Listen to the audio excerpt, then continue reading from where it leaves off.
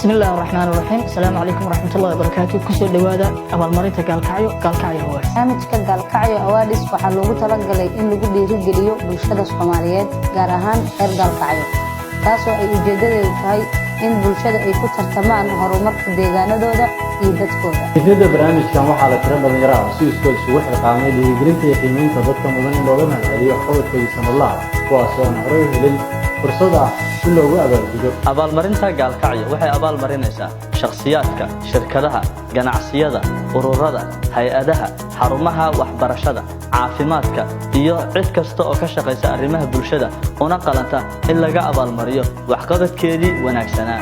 abaalmarinta gaalkacyo awaadis waa markii ugu horeysay ee lagu qabanayo gobolka Mudug gaar ahaan degmada Gaalkacyo ee Galmudug State. Haddaba si aad uga mid noqoto dadka la abaalmarinayo noqo qof bulshadiisa wax ku soo kordhiya kana qayb qaata horumarka deegaanka iyo dadka.